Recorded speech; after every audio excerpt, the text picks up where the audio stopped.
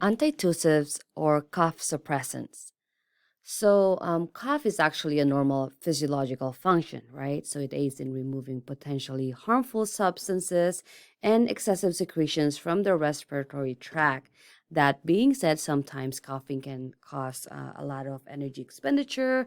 It can cause some difficulty breathing, and all in all, it can be quite annoying for some patients. The mechanism of action of antitussive one part, so narcotic and the dextromethorphan, what it does is it decreases the cough reflex on the cough center in the medulla. So it works on the brain, right?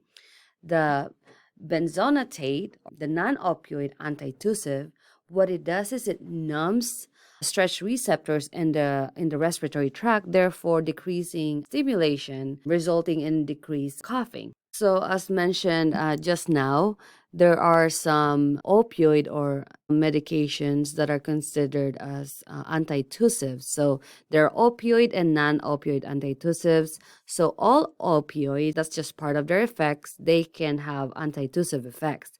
That being said, only codeine and hydrocodone are used as antitussive. So what are the therapeutic effects of antitussive? So one, obviously, it decreases the cough reflex. So it decreases coughing. It does provide some analgesia, and it also causes or has some drying effect on the mucosa, therefore decreasing the frequency of cough. So the indication for antitussives or cough medications are primarily for non-productive cough, or sometimes if coughing becomes too excessive.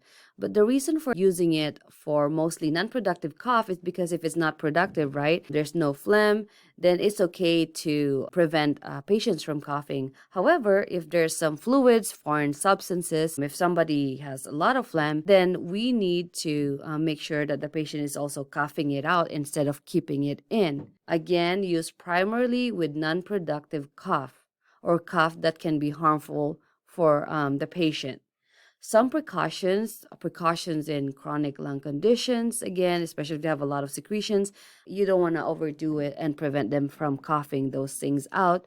Also, on the narcotics, it can cause some CNS depression, therefore, it can cause some sedation. So, we have to be very careful with that. And contraindication, definitely for somebody with known drug allergies, opioid dependency, and high risk for respiratory depression, that's definitely a contraindication. So, again, for narcotic, if somebody has impaired renal function, chronic lung disease, BPH, decreased blood pressure, or respiratory rate, because it can make those things worse.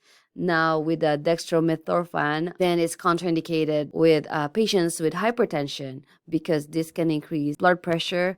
Also, it's contraindicated in glaucoma. Again, this can increase the pupil dilation, which can promote a glaucoma attack, and also contraindicated with patients who are on monoamine oxidase inhibitors or MAOI, as long as it's within the 14 days. So if they've been on it within the last 14 days, then they shouldn't be on this antitussives because this can cause some interactions that have a harmful effects such as serotonin syndrome.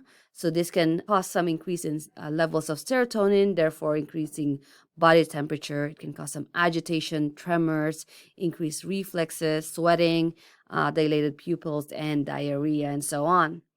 Some side effects of this medication on the narcotic ones, definitely hypotension, sedation, constipation, and also respiratory depression.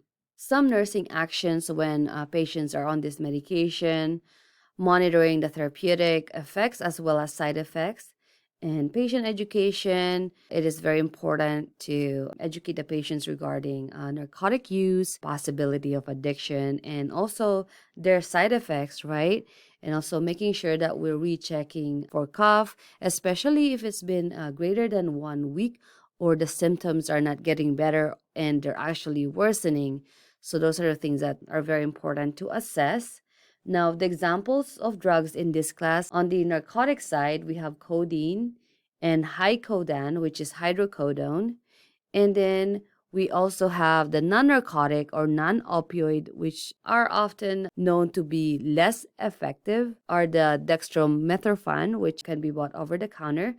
And testosterone pearls or testosterone benzonatate, which is a non-narcotic that is used as a prescribed anti-tussive medication. Again, this medication numbs the stretch receptors in the respiratory tract. Definitely make sure you know the medications that have asterisks on them: codeine and hydrocodone. Remember, hydrocodone is a Schedule 2 medication.